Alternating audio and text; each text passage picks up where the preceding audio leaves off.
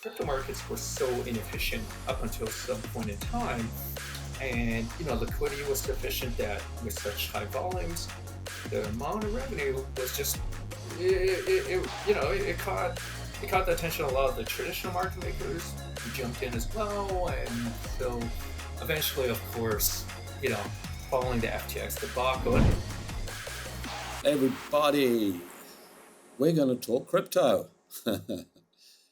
I think most of you know I have a relatively dim view of that whole world. I don't know if it's an educated view, a little secret. So in 2015, I kind of built a crypto exchange. Didn't really know what it was. Did it with a dude from Korea. I actually met Vitalik Buterin briefly. I knew people who knew him. And I thought something was there, and I was like, oh, we should build something. And we did, and we tried to raise some money, and it was like 2015. I was like, this is stupid, don't build this. So I didn't. Therefore, I am stupid because, I could have built something. Anyway, so maybe I have some emotional bias in the crypto world because I was in so early, made no money. Therefore, my kind of brain is like, oh, wow, this sucks. Therefore, crypto must suck. So anyway, as you'll hear, I start to use this phrase, strong opinions loosely held. I have strong opinions on crypto. I try to have them loosely held because if you have strong opinions strongly held, you never learn anything, right? So I'm trying to learn. This week, I have a sensible guy in crypto, Darren Chu. He's an independent guy, runs his own business called Tradable Patterns, which is a technical analysis firm that looks at the movement of prices of all assets, not just crypto. But he's specialized in crypto. And, he's a super thoughtful guy from Canada who's worked in finance. And we talk crypto, and I don't give him a hard time. He's a good dude. And, I've learned just giving somebody a hard time because I don't believe in crypto, like, what, that's stupid of me because it doesn't really help, right? Me just telling people I don't believe in crypto, like, what's the point? So I try to listen. He's got some good views. Do I think there's use cases for crypto? Minimal. There may be one or two. Do I think most of it's just fluff and puff? Absolutely. But Darren's a really sensible guy. There's some sensible guys in this space. Anthony Lewis is a sensible guy. Darren Chu, there's a range of them, right? And so I really enjoyed talking to Darren. I had a coffee with him before. We got into it. We were actually at a conference. We talk about this in the chat. And we know each other from he lives in Singapore. We know each other. And we were at some conference. And he came over, bounding over, and he's like me, he's an excitable dude. And he's like, oh my God, NFTs are the greatest thing ever. Everyone's going to use them for music. And I was like, absolutely not. And we had this passionate debate with 10 other people looking on as we politely berated each other for our lack of knowledge of each other's subject. And I was like, all right, man, and it was all in good spirit. But I was like, look, we should have a coffee and talk. And he's a super sensible, thoughtful guy. So we got him on the show and talked about crypto, different thoughts about it, use cases, NFTs. I hope you learn. I'm trying to learn. Crypto with Darren Chu. Enjoy. Hey everybody, we're going to talk today about a topic that I've had some strong opinions on, but I heard a phrase from a good friend of mine. He said, have strong opinions loosely held, which means if you have strong opinions strongly held, you never learn anything. So I am learning to have strong opinions loosely held, which means if you learn more information, you can adjust and change because that is super important. So you might have guessed we're going to talk about the whole world of crypto, stablecoin, blockchain, and there's not many people I've met who've got a more balanced, understanding, practical view than Darren Chu from Tradable Patterns. Darren, how are you? I'm good, Ned. Thanks for having me on. No worries. I know we don't know each other super well, but we see each other around the same places in Singapore. And we bumped each other at a conference, and we were both quite emphatic about our sides of the discussion. We were getting into it, and then we had a coffee and had a more kind of a longer time to chat. And I think I'm definitely starting to learn stuff. I mean, how is it being in this space? Is it quite binary? Do people have pretty strong views one way or the other? Is that what you generally find? Yeah, I think it's kind of like politics in that sense. You have, the left and the right, or Republicans and the Dems, and I think oftentimes people get into this tribal mentality, right? We spoke a little bit about this over coffee, but I think with respect to what's happening in crypto, yeah, I think there obviously is a room for overlapping within both camps, or being able to see sort of the nuanced arguments from both sides. I don't think one necessarily has to firmly say, okay, I'm in this camp or in that camp. Um, I think there are plenty of business opportunities that can obviously bridge the TradFi, to the crypto or digital assets world. So I think there are a multitude of ways of approaching not just that question, but the industry and the opportunities that come with it. Yeah, I honestly, I have been learning. I spoke with somebody like yourself, Anthony Lewis. I know other people. There's lots of super bright people really understanding the space. So I am more and more starting to see both sides of it because I think it's important. But before we get into it, Darren, why don't you give just a little brief history because you've been running your own business, Tradable Patterns. It'd be good to hear about that. But so you've been looking at financial markets for a long time. Maybe just a little bit of history and then how you ended up being kind of fascinated or into crypto before we dive into the kind of not today's news, but kind of important stuff in the crypto world today. Sure. Yeah. So I launched Tradable Patterns in 2014. I was coming out of corporate. I used to work for exchanges. ICE was the last place I worked at. And I came into the ICE organization through their acquisition of NYC Life. So I'm actually from the life side, London International Okay. Financial Futures Exchange, where I used to do institutional sales. I used to promote futures options trading to hedge funds, investment banks, commodity trading Yep. houses, and so forth, and it was a cross asset row. I knew nothing about crypto. I do recall a very distinctive conversation, though, back probably around 2011 from a former colleague of mine who was absolutely adamant that I look into Bitcoin. And at the time, it was definitely less than 100 US dollars. I can't recall exactly how much, but I was I'll just say I was a bit closed minded. I think perhaps whatever media coverage I had come across up until that point in time, between 2010 and 11, probably had portrayed Bitcoin or crypto, broadly speaking, fairly negatively. There was Yep. all that referencing to Silk Road or whatever it's called. And, Yep. I gave it a brief look. I looked at the charts and it looked a little too parabolic on some of the moves. And keeping in mind, we're talking about sub $100 price ranges. But Yep. if you're, to compare what it was doing, say 2 years prior to that, then obviously it would have already had a big move or perhaps a couple down moves as well. But I was scared because the volatility seemed way too much for even someone as risk tolerant as myself. So, so it really wasn't until I started Turbo Patterns, which began as a TradFi futures technical analysis newsletter.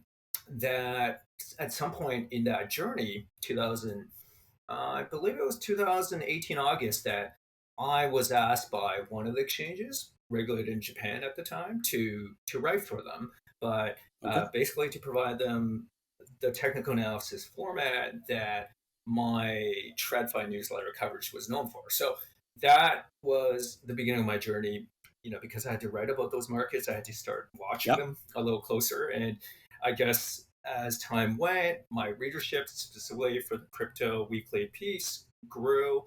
And I guess there became more and more feedback that I couldn't just write about TA. So there was a point in time in 2000, perhaps 17, 2018, late in 2018, that I started thinking, okay, I'm probably going to at some point have to talk about what's happening insofar as big wallet movements go, what the whales are doing, what the various different blockchains are working on, because there already was a sense that competition was coming to Ethereum and that Bitcoin and Ethereum would have to become more scalable. So I started looking into the fundamentals, the technology, the use cases that proliferated, you know, from that point onwards, and it became more and more mainstream with time, and that's kind of why I guess to this day, I'm a big believer in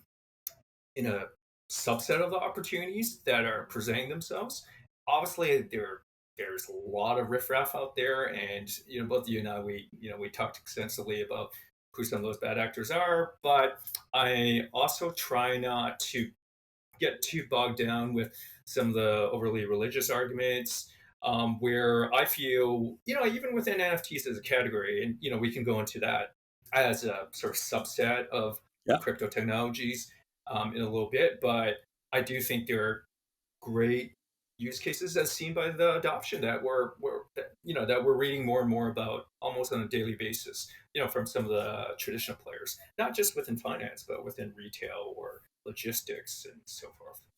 And look, Darren, it's kind of honestly, it's what, despite my, I don't know why, but my overall skepticism, people like yourself and other people who are clearly smart spend a lot of time in it. If there was absolutely nothing there, you wouldn't be there, right? You're not delusional, right? Like if there was truly, truly nothing there. And so this is where I'm starting to, I suppose, realize to a degree, despite all of that, is that like a lot of things, there is always some use case. There's always something there. But maybe to ask you through your journey, so you've been in this a long time, what is the core of it that has kept your, I'm going to say belief, but your focus on it? Is it simply that there is a market for it? Because clearly, you know, there is no more volatile asset than crypto. That is, Yeah. and if you're doing TA, technical analysis, Hmm. volatility is something that, I suppose to a degree, you can analyze more and more. Hmm. So, what is it from your point of view? Is it that you genuinely believe that there are,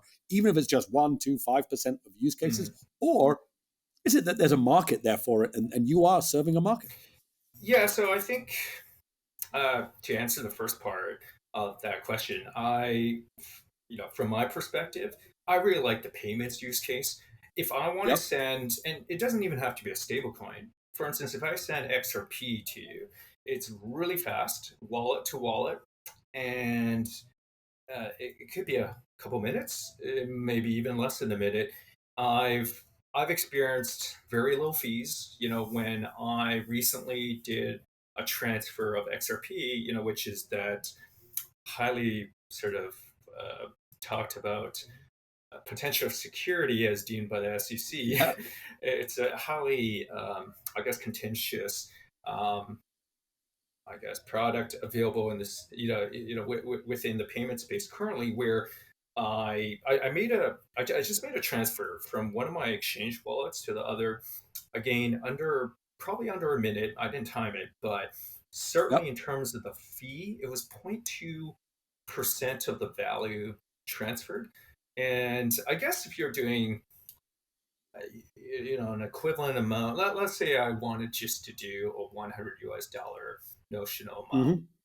through a wire transfer, right? And conventional wire transfers, especially involving um, different jurisdictions, different countries, will really add up on the cost. You could be looking at 50 US dollars, for instance, 25 on each side, maybe 30.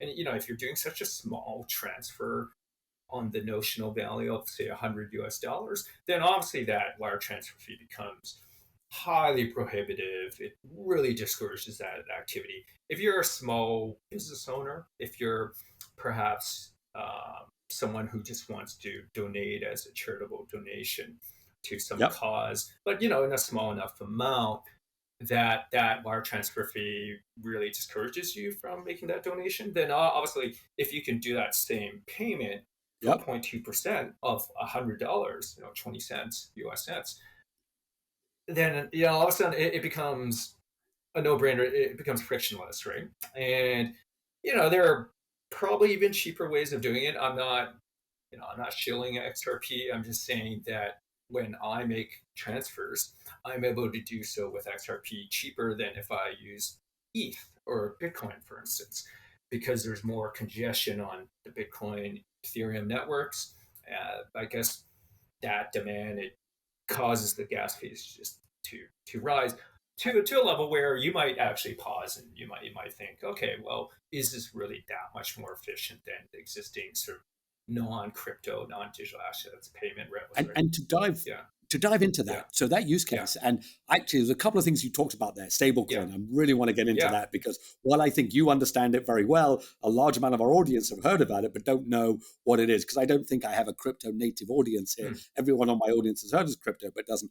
But before we get into that, mm-hmm, you talk about wire fees, which I agree mm-hmm, are high, but are they high because of the monopolistic world that financial institutions live in, rather than it's a tech problem. So, for example, a bank could offer zero fees, right? Is XRP cheaper just because they're trying to, get, a big, win an audience from the TradFi world? Or what is stopping traditional financial companies charging? I'm not going to say zero, but let's just always, let's go to the extreme to make a point. What if they just started? What if, DBS or Citibank or Wells Fargo said, hey, Darren, there's no fees on any of your wire transfers anywhere ever for the rest of your life. Would you still go to XRP? Well, probably not. I would say one of the reasons why it's difficult for the banks to drive their costs down that they impose on the clients down to zero Yeah. is because of the way I guess the cross-border banking transfers as they currently stand often require that one of the banks parks a certain amount of cash with that other side. So if we're talking Yep. about, say, a transfer between the U.S. and the Philippines, right? And it could go the other way, but basically one of the banks, in order to receive, let's just say the U.S. bank, Citibank, has a branch in the Philippines, and that branch in the Philippines wants to, on behalf of some of its clients, receive that U.S. dollar transfer into that branch. Citibank would have to have some well, you just think of it as collateral, or Yep. deposit, but they basically need to tie up some capital on the Philippine side in order for the Philippine branch to see a credit, appear within the savings of the recipient account. And so, anyways, it just ends up tying up a lot more capital than what a company like Ripple, for instance, proposes. But I think if we just maybe get away from talking about Ripple, for instance, because I'm Yep. not, I don't work for them. I don't need, Yeah. I might misrepresent sort of how their architecture is by accident, but I think with stable coins, if we're just talking Yep. about, let's just go back to, say, Circle, or even the highly talked about BUSD, Yep. Binance USD coin. And let's look at how that works, right? So Yes. I, And start, yeah, Darren, if I may yeah, jump in, let's start right at the beginning of yeah, stablecoin, because, again, this is one area when I talk with people mm-hmm, about crypto, mm-hmm, this stablecoin use mm-hmm, case is always referred to me as probably one of the best use cases. mm, So let's assume I know nothing, yeah, which generally is quite true about life. I'm making it up as I go along, as a lot of us do. Really, let's I would love to understand stablecoin, because I think it will then take us to where we are today, as you yeah, mentioned, Binance, yeah, Paxos, the yeah, regulators, all of this. So maybe just give us, what is stablecoin, sure, how does it sure. work? I'd love to dig into it. Yeah, I think one of the reasons why stablecoins emerged was, you know, perhaps 5 years or so back, there was a realization, by more and more traders of crypto, that in order for them to on ramp into the crypto ecosystem, that they would have to, first go through stablecoins like Tether, which had the lion's share of the market share, back 5 years ago when I first started becoming aware of stablecoins. And, Circle has since kind of closed the gap quite dramatically, particularly in the States, where it's got the blessing of the regulators, just by being more transparent, by having its reserves audited by one of the reputable audit firms.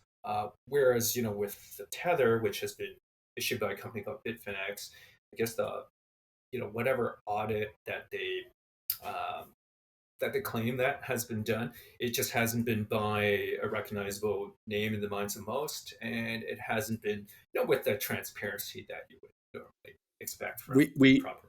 Yeah, like I certainly, and well, let's carry on the Yeah. stablecoin, but this has been a challenge for the industry, right? Like, Yes. what is the phrase? A audit, right? Yeah. Which is the faux audit. Yeah. There has, but this is one area where I maybe am a bit more forgiving. Mm, It must be really hard to audit a new industry because there's no correct. benchmarks to do it. I'm not Correct. saying the audit was great, Yeah. but to your point, Mhm.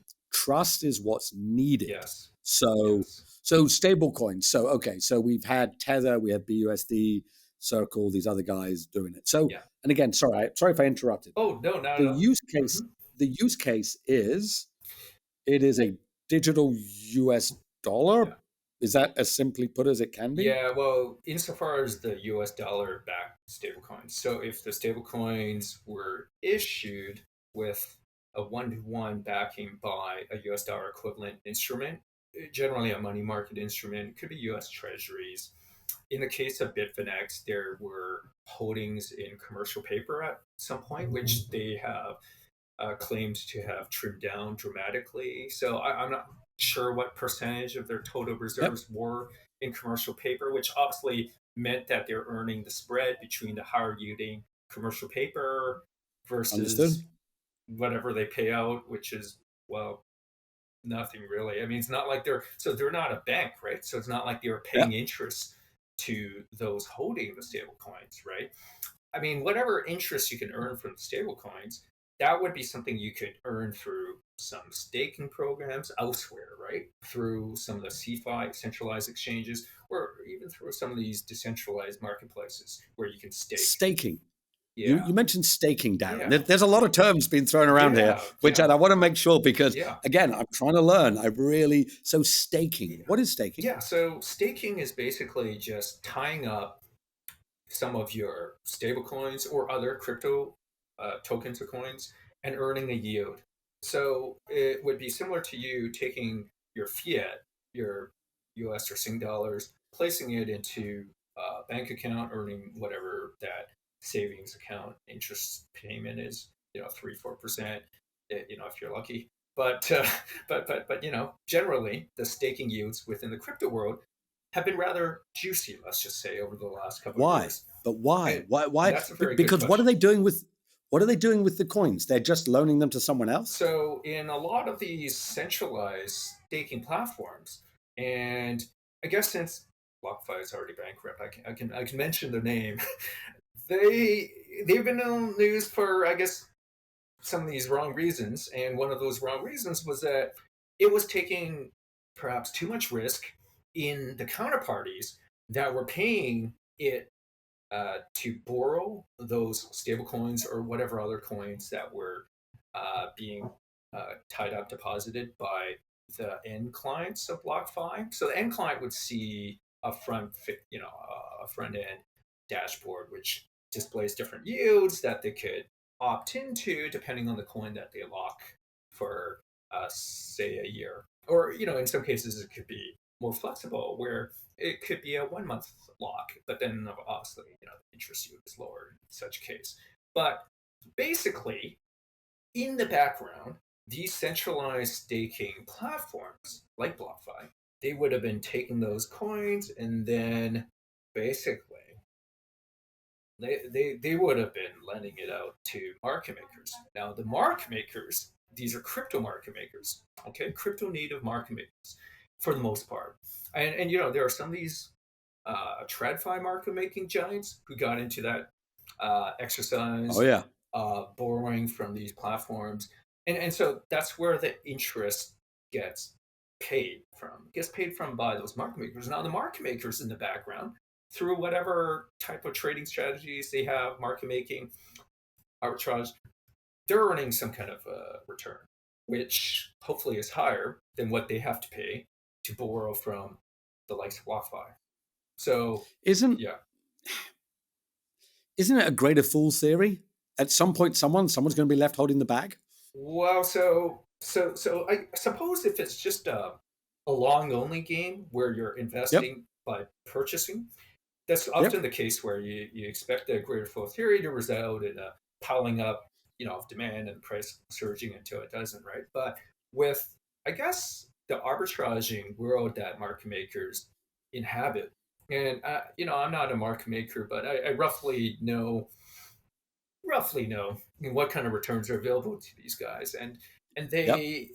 I guess for some of these giants, including the crypto native market making giants, the amount of revenue they generated, before the deck of cards fell, just from almost I would say almost not entirely risk free trading, right? Like it was just very hard to imagine, for commoners like me, who haven't market made. But I guess the crypto markets were so inefficient up until some point in time, and liquidity was sufficient that with such high volumes, the amount of revenue was just it caught the attention of a lot of the traditional market makers who jumped in as well, and so eventually, of course, following the FTX debacle, and even before that with Three Arrows, as soon as the whole Terra situation happened, earlier last year around May, I think a lot of those market makers started seeing their revenue pie just dwindle because trading volumes fell.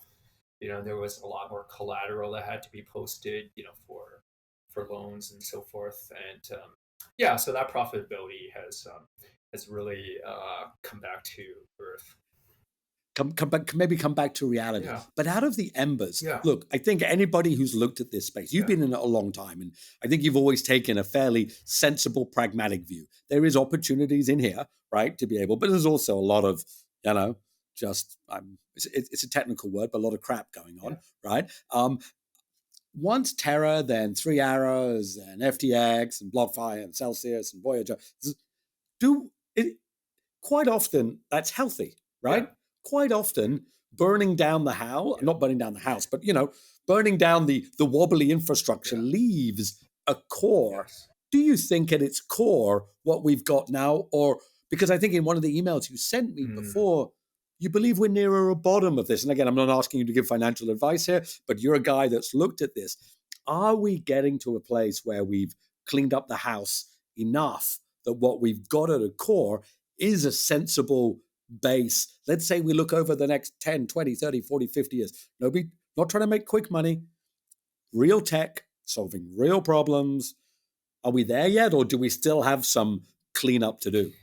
I think irrespective of whether there are additional skeletons in the closet, I do feel from sort of a price perspective, we are in the process of forming a major bottom. Now, I mentioned this when we had coffee, and Yes. I still feel the same way. Uh, a bottom, as in a major bottom, after a vicious bear market like what we've witnessed, isn't formed overnight or in 1 month or even in 3 months. I do think that rather than seeing a V-shaped bottom, this is going to be a prolonged sort of roundish bottom formation, which I think would be healthy for market participants. And it's good that we've seen a lot of the bad actors flushed out.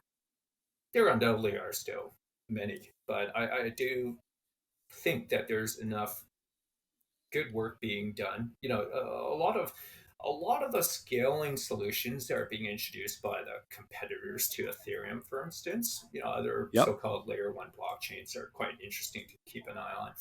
I I realize that I don't have a technical understanding of all the nuances that distinguish one layer one blockchain from the other. I mean, they all kind of. I mean, most of them all claim to be the fastest or the lowest fee, Yeah, yeah, and yeah, and yeah. there's the theoretical transactions per second versus what is feasible in real life and under live market conditions.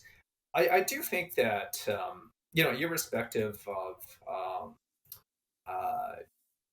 whether it's sometime this year that the bear market is finally over, or whether we're already done the bear market.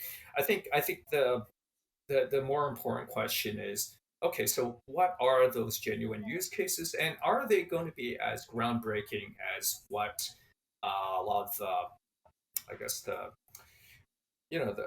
preachers out there have suggested. So I would say that apart from payments, earlier I touched on NFTs, and I guess a lot of the times when people talk about or hear the term NFTs, they automatically dismiss the entire category as just being the equivalent of some JPEG or PNG file, Yeah, right? yeah.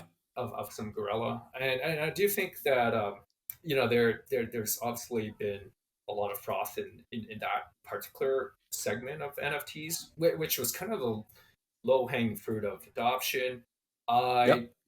I at least initially, right? And it's great to see that most of that has kind of again been flushed out. But I do think that sort of behind that initial wave, you have all these other interesting NFT use cases involving patents or digital rights management for for music for MP3s. Yep. And so look, I'm all for starving artists no longer being starving. I do Yeah. think I do think they should be paid accordingly to their talents. And it's been hard for a lot of them to be discovered. And think of NFTs as because of the way they can be fractionalized as well on certain platforms. There's a way for these artists to reach out to reward their fans. NFTs are often described as a great tool for fan engagement, and so it's not just a matter of showering the fans with free NFTs or fractions of them. It's also about having the NFT embed certain smart contract like conditions where if you buy one tier of NFT, if you have one tier of membership as Yep. encapsulated by that NFT, you have access to the artist in a greater way. It could be access to the backstage after a rock concert with a band that you love, and that would be an ultra VIP experience, right? And so obviously the question then becomes, okay, well, I mean, how much of that can we do without the concept of NFTs? Yeah. Can, Exactly. can we Yep. can we just use Web2 to do this, right? And I Yep. think one of the interesting things about the NFT application, or let's just say blockchain broadly speaking, which gets repeated all the time in the media, is that you have something that's immutable, it's on the ledger, and there's transparency, you can see who's on it, et cetera, et cetera. So I guess if you wanted to, as an artist, if you wanted to be sure that your music wasn't being unlocked or let's just Yep. say accessed without payment, then perhaps uh, this would present an additional way of doing it. I say additional because obviously, if you're trying to access a music feed through Spotify, as a paid member, there are ways to get around the, let's just say, member access or paid member access just by using somebody else's account. If you have that person's username, password. So how much easier or harder is that to do if you weren't a paying user of some music service that was based off blockchain? Or and I'm not up to speed, I'll admit, on the latest in digital rights management and sort of how that interplays with the blockchain. I just know that a lot of music companies are exploring that in a very big way, and so are all the artists, right? Because which artist would Yep. not want a bigger slice of the revenue pie? And there's Yeah, look. I think it's I know we talked about that when we yeah, bumped into each other at that conference yeah, about the music, and I think look, there obviously remember Napster yeah, when Napster first came out, yeah, and they were like, we're going to share music for free and everything. And it yeah, was like, what? You can't do this, right? It was yeah. like just such a big change. And I think at the time it just seemed ridiculous that that Yes. might happen. And, Yeah. far be it from me or anyone to say, well, that's not the way. Mm. Look, in general, I think as I listen to it, I'm sure there are use cases. I think the overwhelming amount of, you know, kind of contrived use cases, so NFT maybe and maybe not as bad as the ICO phase. Like Yeah. the ICO phase was clearly as Yeah.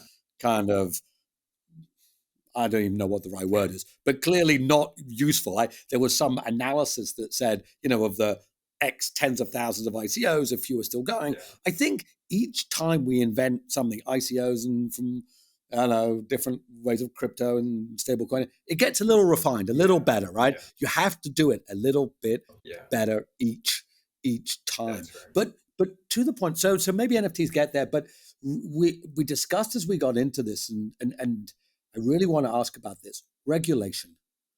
We see now, so I think less in NFTs because to a degree, and again, I don't know the regulation in NFTs, how important, like we were just talking with, Binance, stablecoin, with the SEC regulators. I saw something the other day, I'm sure you read it more than I did, that more and more people, the SEC are saying to these cryptos, you're securities, you knew you were securities, it was a securities offering, et cetera, et cetera. But surely regulation's a good thing, right? Surely, if you're a real crypto coin, stable coin provider, you want regulation. Like I've been in regulated business a long time. Is it a pain to be regulated? Absolutely, it's a pain. But it's the only way to get trust, right? It's the only way forward. Maybe I'd love to hear your kind of up-to-date current views because I think the SEC and is going to have a big part to play here. And I don't know if you saw this. No, I want to bring up lawyers' fees because I don't know if you saw in the CoinDesk article that a lawyer charged $7.5 million Yeah, in 19 days yeah. to unravel FTX, FTX. the But unrated. maybe exactly regulations. Yeah.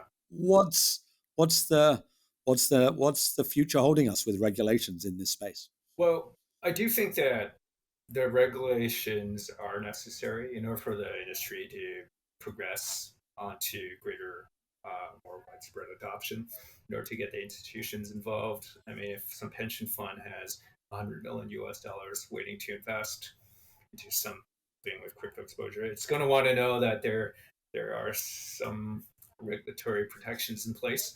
I think that with the FTX debacle, obviously, it provides regulators, the SEC or whoever else, a very convenient. And I'm not saying that it was somehow manipulated necessarily to further these regulatory ends, but I do think that it provides a great opportunity to come in with some additional protections, which and clarity is not just about protections, but I Yeah, think big question mark that's been overhanging companies like, I'll bring up Ripple again, just because they've been in the news a lot for this.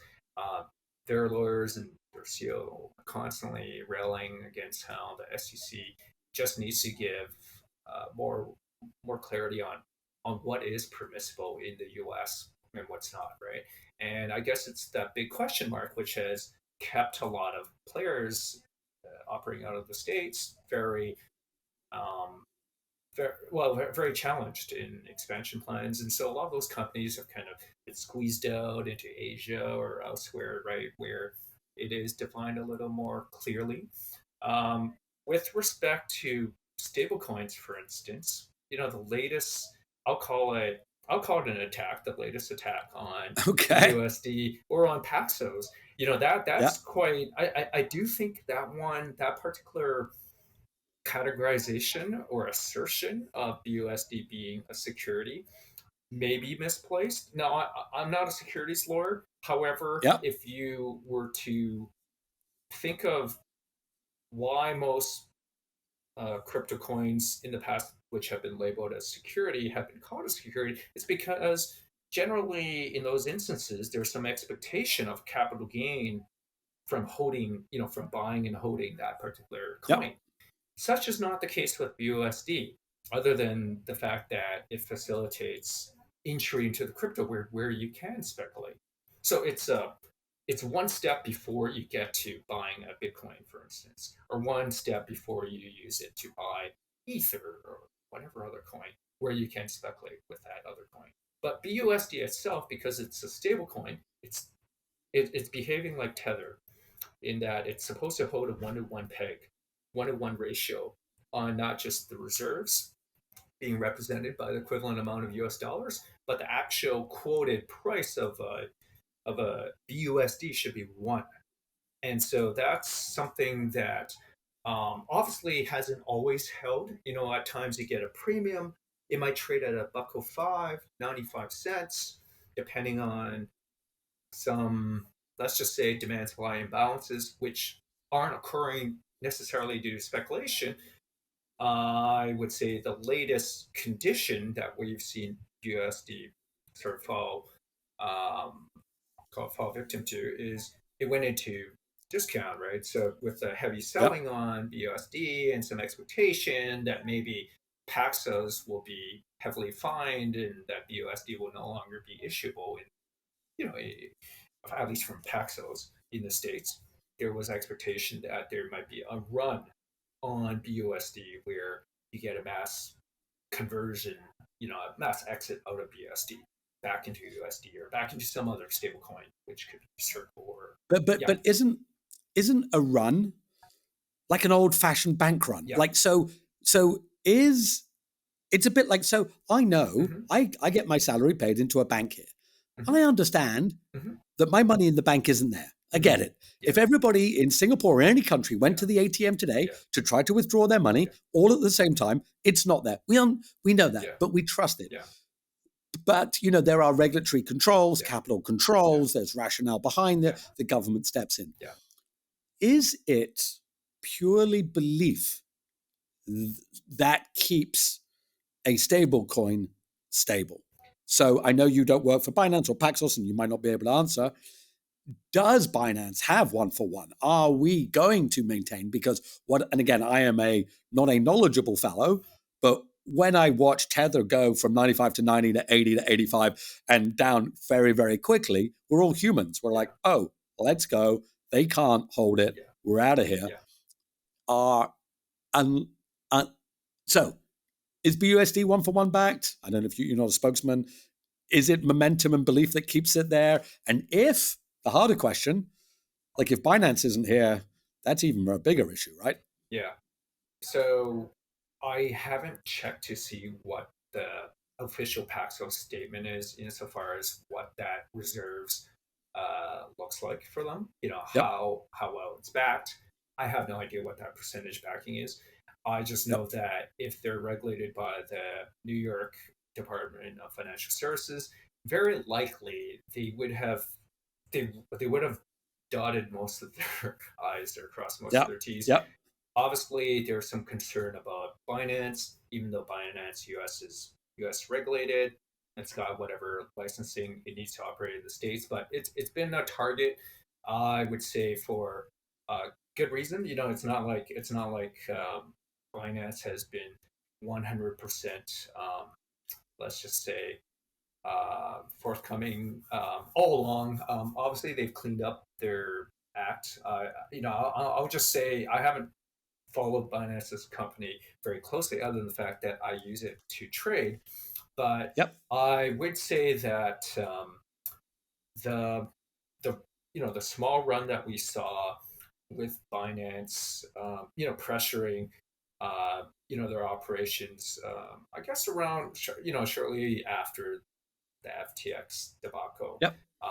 there was sort of that thinking in some quarters of the industry that Binance would be next, right? And if that were to happen, then obviously all bets are off. I mean, it being the world's biggest exchange by a long shot, they're not really being an effective sort of diversification strategy if that were to happen. I think crypto as a market, uh, as an industry, um, as an investable asset, like that whole category all of a sudden comes into question if Binance was to blow up, right? And I'm not suggesting it would, because just based on the trading volumes. Now obviously there are all kinds of Yeah. assertions of a lot of the volumes being um, perhaps fake, or that's an assertion not specific to Binance necessarily, but in general there's been companies that have tried to try to assert and try to document what percentage of trading volumes out there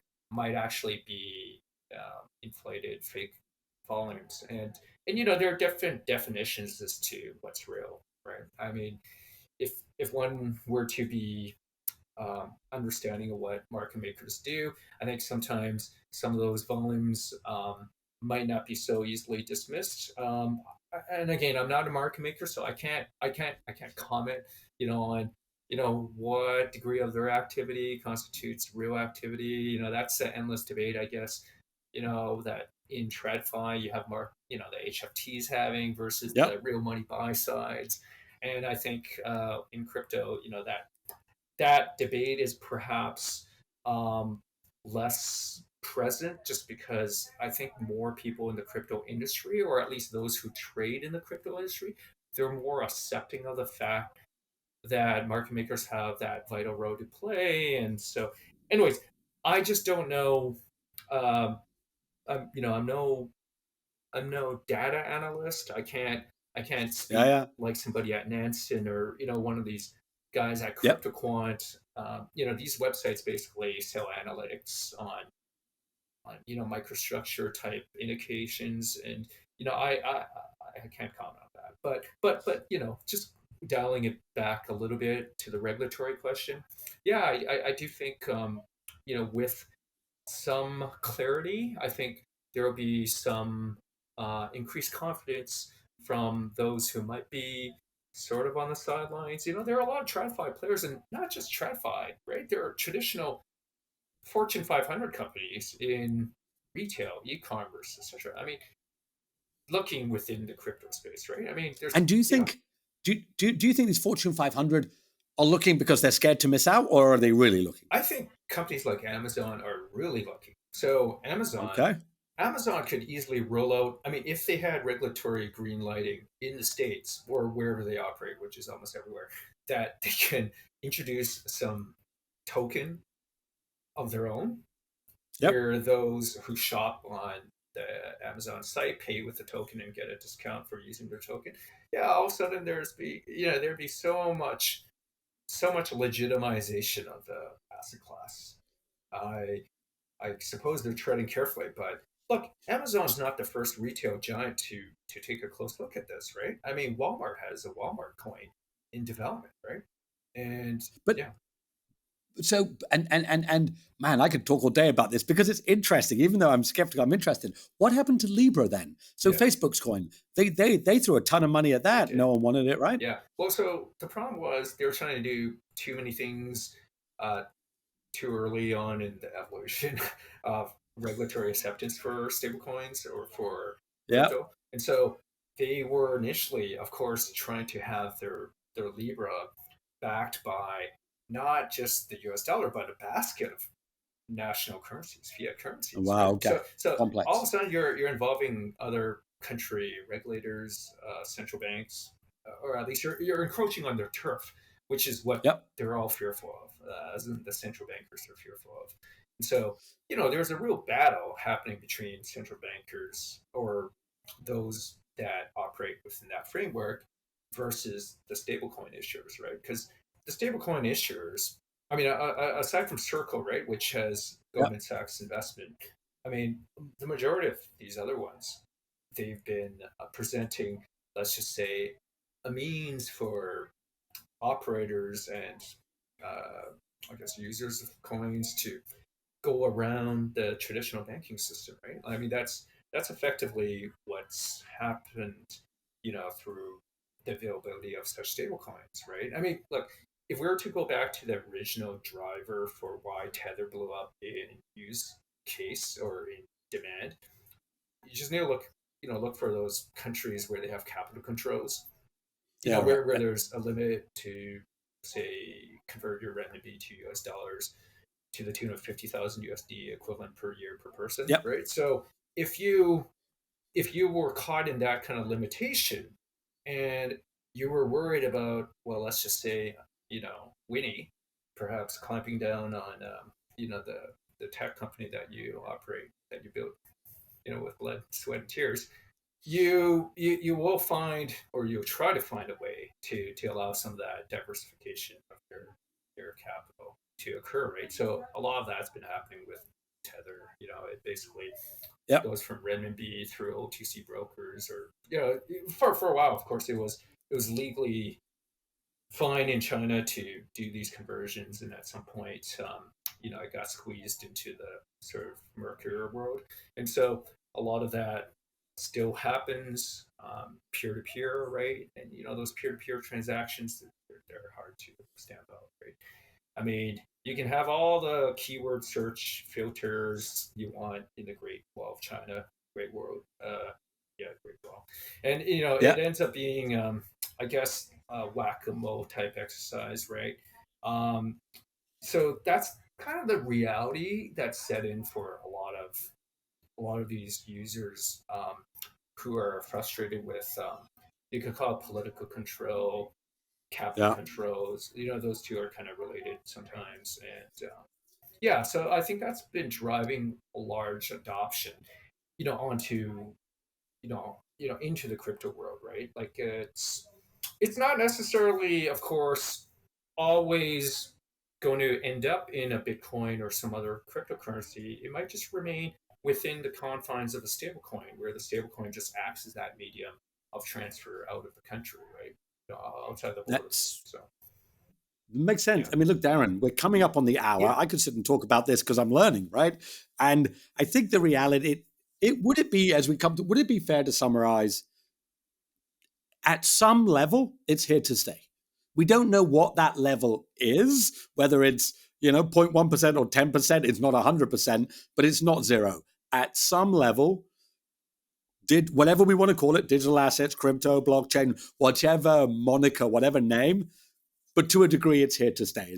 Would that be a correct summary? yeah. Look, it's going to be similar as we've heard and read, a lot in the media to what we witnessed post.com boom and bust. I do think Yep. that there will be some survivors that will become the next unicorns. I mean, a lot of these crypto companies already have been unicorns. Some lost that Yep. title recently, but I do think that that's a sign of the kind of cycles that we see in any industry, but particularly in tech. I think we could save this. There's another kind of related topic that we could save for another time, which is whether crypto, broadly speaking, is as groundbreaking as what we saw coming out of the dot com boom and bust, Yeah, right? right. It's a great Yeah, question. I think that's a very, very important question. But I think, why don't we do yeah, this? Actually, I would love to dig into that part of it, yeah, but I know we put an hour aside away today. yeah. So look, Darren, thank you so much. How do people contact you? They can go to Tradable Patterns or LinkedIn. What's the best way to Yeah, contact you? either or. I mean, Darren Chu, DARENCHU, and Tradable Patterns is just the US spelling of tradable, TRADABLE, patterns with an S.com.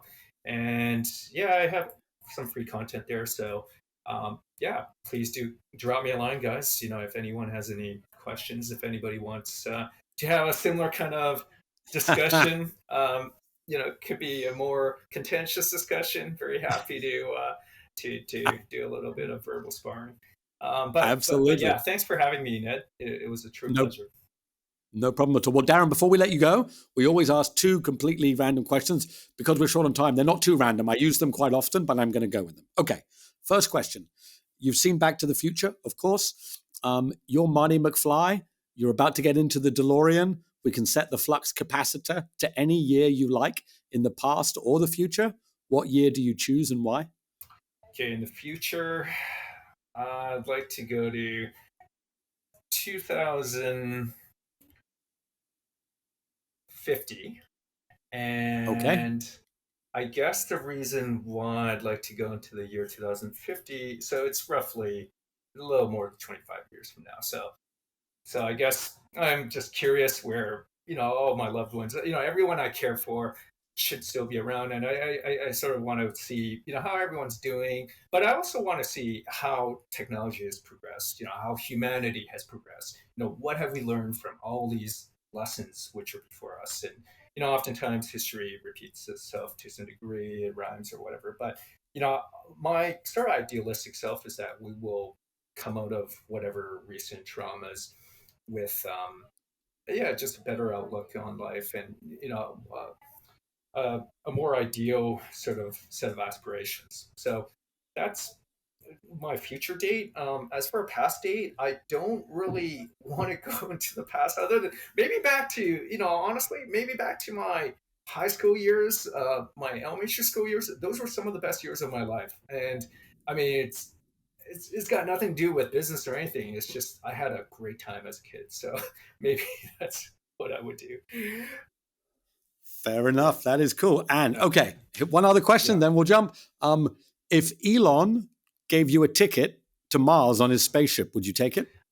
I would not. I fear it's going to be a one-way ticket. I don't have enough confidence yet on his bold predictions on being able to reach Mars by 5 years from now or whatever it's come down to. I think a lot of that is obviously talking up one's book is great sometimes, but Sure, within the sure. confines of what's acceptable regulatory wise. But I do think it's dangerous to set such ambitious engineering goals. And I'm not a rocket scientist, and I'll hand it to you on for anything that technical. But I do think you'd like to make sure there are safeguards, Absolutely. especially for something that might be a one-way trip. So Fair yeah, enough. Well, Darren, maybe if we put you in the DeLorean to 2050, the Mars spaceship will be like a 1 week holiday to Bali is today, right? And you'll be good to yeah, go. I But think I'd be very good with that. So I, and you'd probably pay for it in some kind of token. I think that's probably a reality, right? So time to start buying that's some. well, absolutely, Darren. Thank you for being on the show. We appreciate it, and we'll get you back on to dig in further. Okay, You bet, take man. care. Thanks for having Thank me. you. Okay, you too. Bye now. Thanks for listening to WealthTech Unwrapped with your host, Ned Phillips. We hope you enjoyed the episode. Join us weekly as we dive into the ins and outs of wealth tech and speak with our esteemed guests about the industry. If you like what you heard, help us reach more people by sharing the podcast as well as leaving us a 5-star review. That's all for today. We'll catch you next time.